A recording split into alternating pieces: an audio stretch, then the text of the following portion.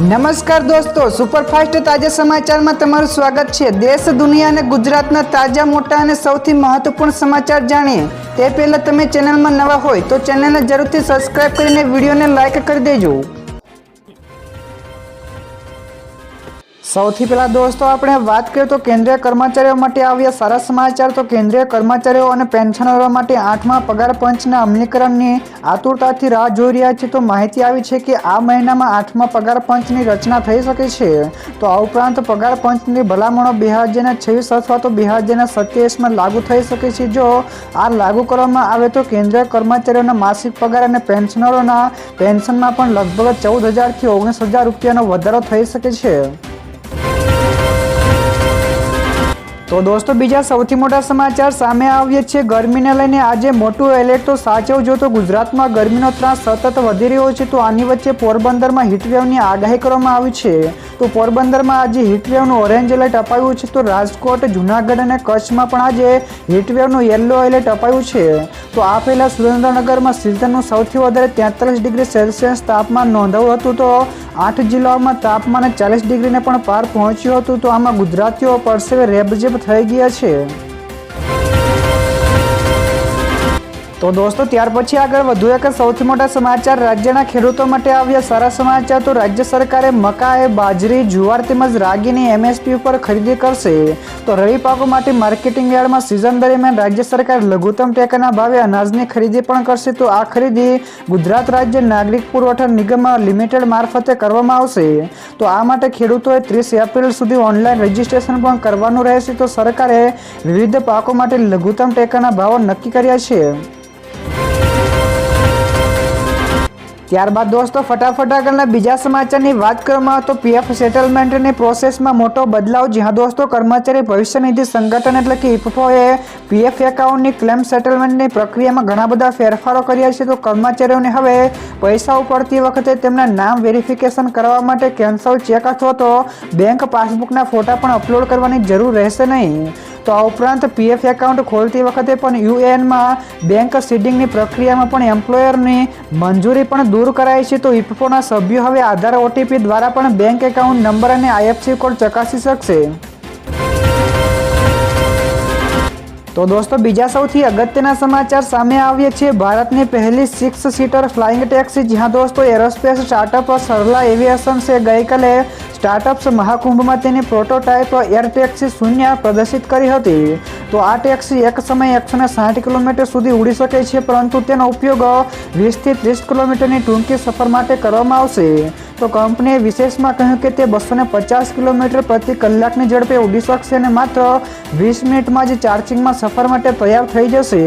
તો તેમાં પાયલટ સહિતના 7 લોકો પણ બેસી શકશે। ત્યાર પછી દોસ્તો આગળ વધુ એક સૌથી અગત્યના સમાચાર। મલ્લિકાર્જુન ખડગેએ કહ્યું કે બૂથ અને સંગઠન મજબૂત કરો અને જિલ્લા પ્રમુખોને સત્તા આપો। જ્યાં દોસ્તો હાલ જ દિલ્હી ખાતે ગુજરાત કોંગ્રેસના 43 શહેર અને જિલ્લા પ્રમુખોને હાઈકમાન્ડ સાથે બેઠક કરીને આવ્યા છે। તો આ બેઠકમાં મલ્લિકાર્જુન ખડગેએ જિલ્લા પ્રમુખોને કહ્યું કે ડર્યા વગર સંઘર્ષ કરો અને કેસ થશે તો પાર્ટી ઊભી રહેશે।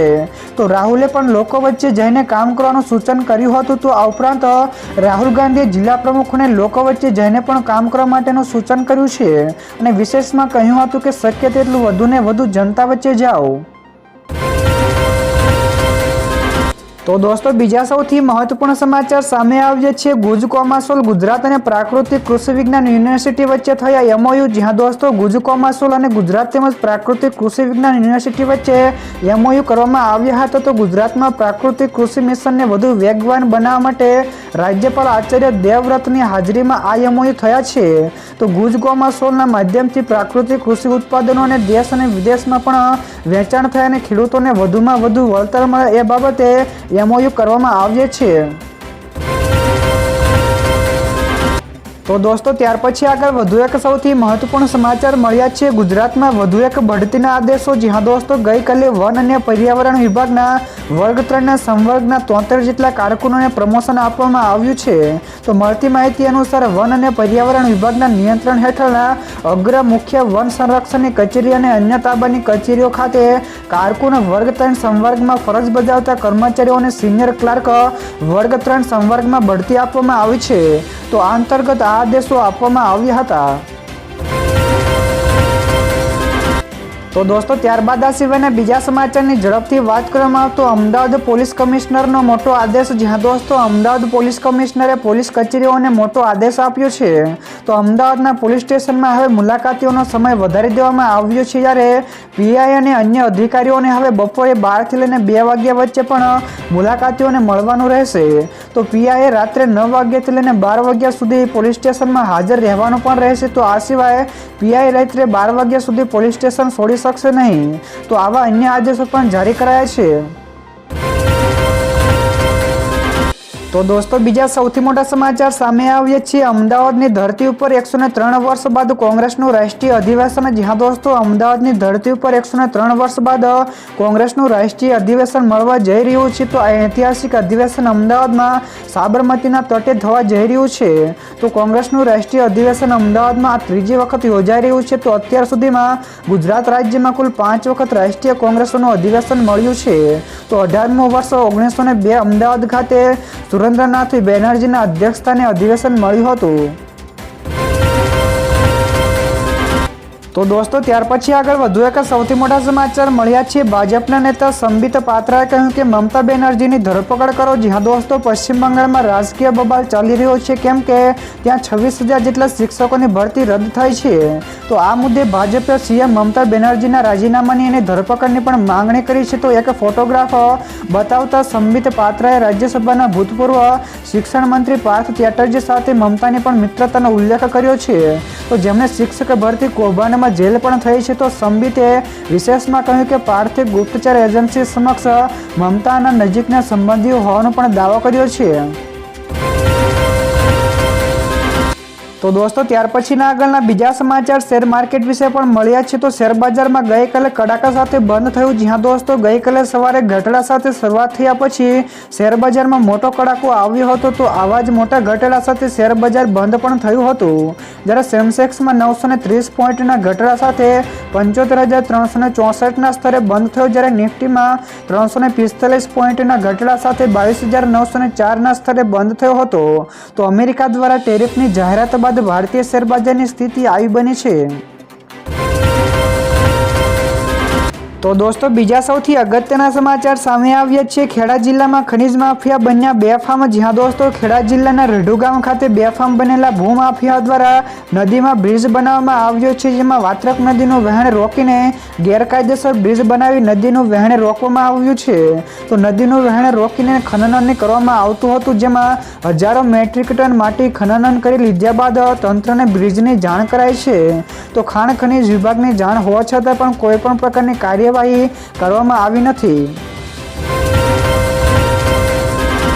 ત્યાર પછી દોસ્તો આગળ વધુ એક સૌથી અગત્યના સમાચાર, અમેરિકાએ ભૂલ સુધારે તો ભારત ઉપર 27 નહીં પરંતુ 26% ટેરિફ લગાડ્યો। જ્યાં દોસ્તો 2 એપ્રિલે અમેરિકાએ ભારત ઉપર 26% ટેરિફની જાહેરાત કરી હતી, પરંતુ પછીથી તેને 27% કરવામાં આવ્યો હતો। તો હવે તેમાં ફરી એકવાર સુધારો કરવામાં આવ્યો છે।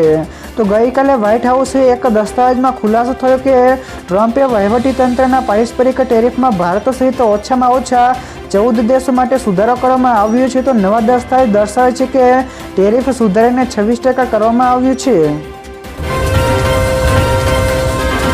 ત્યારબાદ દોસ્તો ફટાફટ આગળના બીજા સમાચારની વાત કરવામાં તો વકફ બિલ પાસ થતાં જ યોગી સરકારનો મોટો નિર્ણય, જ્યાં દોસ્તો વકફ એમ્બેડ બિલ પાસ થતાની સાથે જ યોગી સરકારે વકફ બોર્ડ દ્વારા ગેરકાયદેસર જાહેર કરાયેલી મિલકતો સામે કડક વલણ અપનાવવાનું શરૂ કરી દીધું છે। તો સરકારે તમામ જિલ્લા મેજિસ્ટ્રેટને પણ એવી વકફ મિલકતોને ઓળખવા માટેના ઝુંબેશ ચલાવવાની સૂચના પણ આપી છે કે જેની રેવન્યુ રેકોર્ડમાં નોંધ નથી અને જે નિયમો વિરુદ્ધ વકફ તરીકે જાહેર કરવામાં આવી છે। તો આ મિલકતોનો ઓળખ કરીને વધુ જપ્તીની કાર્યવાહી પણ કરવામાં આવશે।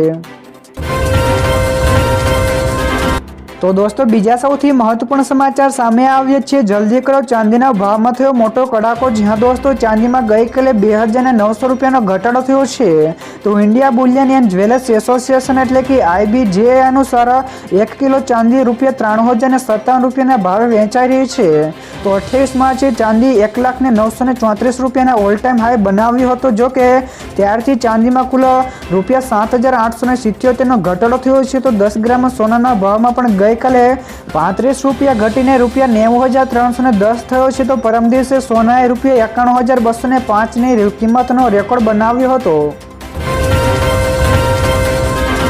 ત્યારબાદ દોસ્તો આ સિવાયના બીજા સમાચારની ઝડપથી આગળ વાત કરવામાં આવે તો ભારતને મળ્યો સોનાનો વિશાળ ખજાનો. જ્યાં દોસ્તો વૈજ્ઞાનિકોને ઓડિશામાંથી ઘણી જગ્યાએથી સોનાના ભંડારો મળી આવ્યો છે, તો જેમાં સુંદરગઢ, નબરંગપુર, કેઓન્ઝર અને દેવગઢ જિલ્લાઓનો સમાવેશ કરવામાં આવે છે. પરંતુ આમાંથી દેવગઢ જિલ્લામાં ભૂસ્તર શાસ્ત્રીય સર્વેક્ષણમાં મહત્તમ શક્યતાઓ જોવા મળી રહી છે.